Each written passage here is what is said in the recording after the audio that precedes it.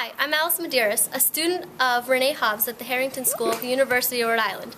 Today our show, Digital Media and the Popular Culture in the Life of Girls, will be interviewing students and their expertise on how popular media affects girls' lives.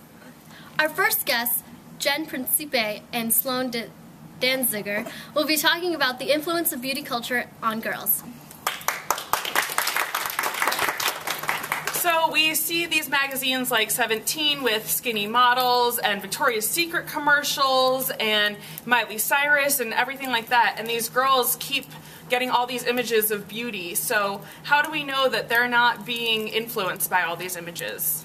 I think it's important for the girls to recognize that these are not real people and that their occupation is to be a model or an actress. So they go through hair and makeup and their airbrush, and this is their everyday routine. They're not claiming to be girls in school. Okay, so we understand that, but then what about girls in like toy commercials or these beauty parlors that we see for young girls? How are kids supposed to recognize the difference, especially what about mothers that are just forcing them to get involved in the industry? Even though these girls are claiming to be real girls, they're still maintaining a reputation for the company, so they're still undergoing makeup and they're still like having a script and having lines to say. And as far as the like salons, I think there's a difference between being pampered and trying to portray a different persona. So they're just trying to have fun and act like older girls, even though they're not really trying to be them. Okay, so then we believe that, or you're saying that basically the parents have the main role in trying to tell their daughters what's right or wrong, and that's the way that they can distinguish the influences. Yeah, their parents have to distinguish the two. Okay, thank you so much. Thank you, girls. That was very interesting. Now, to talk about how media portrays women and how it affects girls' attitudes, here's Kashina Ayala and Melissa Napolitano.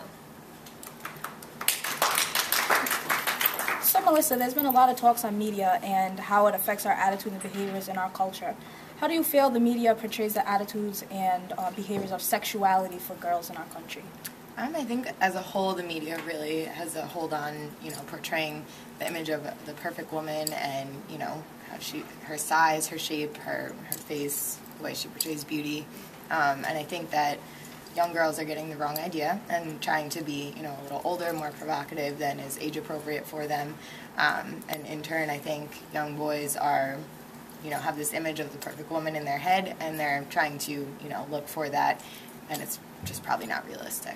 Okay, so in your opinion, it increases sexuality and not suppresses it? Yes. Okay, and how do you feel, or do you feel that the media portrays a certain type of idealistic self-esteem a woman should have, or do you think it suppresses their self-esteem? Yeah, I think it definitely has a negative effect on self-esteem, just because there have been multiple studies shown that children as young as 9 and 10 years old have experienced issues with eating disorders, and there's a study presented by the National Health Administration, and it stated that 40% of 9 and 10-year-old girls had done some form of dieting or weight loss. Oh, wow. So we're still talking about young girls, not even just teenagers. Yes. Okay, so how do you feel the media portrays status and class and race for women in society? I think it definitely, for women in most movies and stuff like that, they're seen as playing, these domestic roles and things like that. So it doesn't really show the full effect of what a woman is capable of. Okay, thank you.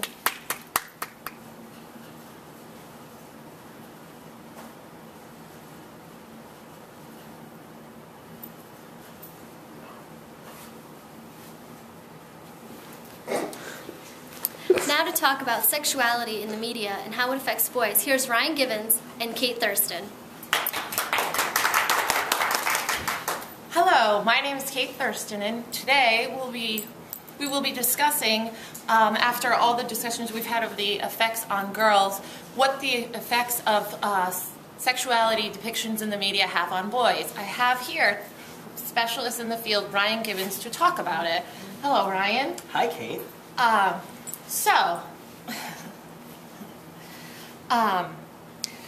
We know that the effects on girls can be very negative. The question arises is how does these depictions affect boys? Well, Kate, let me answer that question with some research.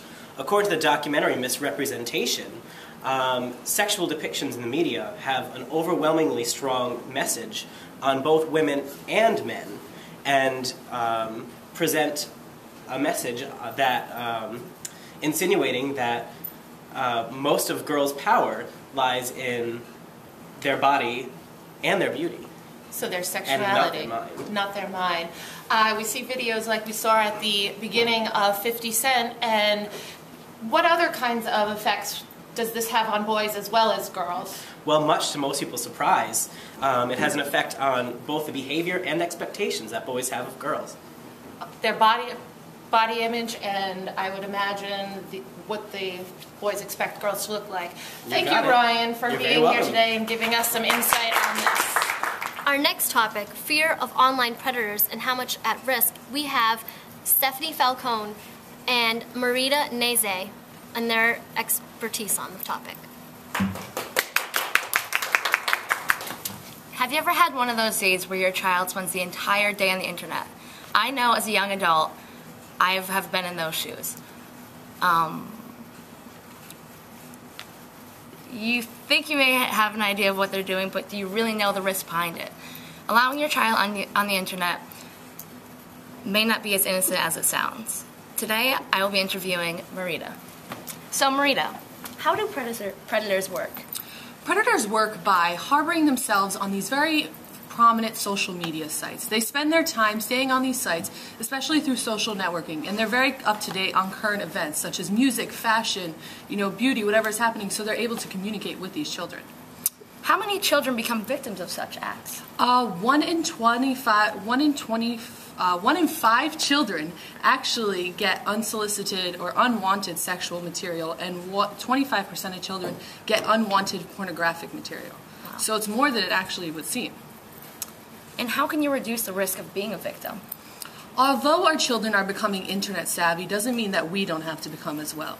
As a parent, you can take the precautions of enabling a software within the computer, putting the computer in a common room, and as well as keeping the rule that Mom always says, keep away from strangers.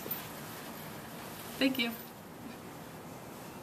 Chelsea Trotta and Esteban Valencia are going to be talking about girls' sexual expression online and whether it's a harmless experimentation. Through online sexual expression, the dangers are reduced for young girls in comparison to face-to-face interaction. What do you think the advantages are of online interaction? Well, online interaction provides almost a cyber wall for girls to hide behind, and it eliminates the dangers of meeting a questionable or dangerous person in an unknown environment. Why do you think girls prefer online interaction? Well, once again, it sort of provides them with that kind of wall to hide behind, and it gives them the choice to disclose or not disclose some information. Do you think gender affects online interaction? Absolutely. According to the article, High Tech or High Risk, 93% of girls are more likely to send email versus 85% of boys, and 45% of girls are more likely to send or receive text versus 34% of boys. Lastly, do you think the virtual world is safe?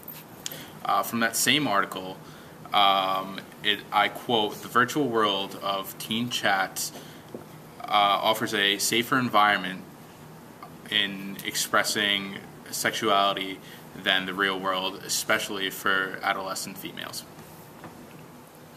After talking about all the negative aspects media has on girls, we're going to now look at girls taking action against negative stereotypes. Here's Chris Spencer and Sandy Farrell. Today we're going to be featuring showing a clip from the documentary, If You Don't Like Something, Change It. It's by Izzy and Julia. They're two junior high students who go around their school and ask girls about the images they see in 17 magazine.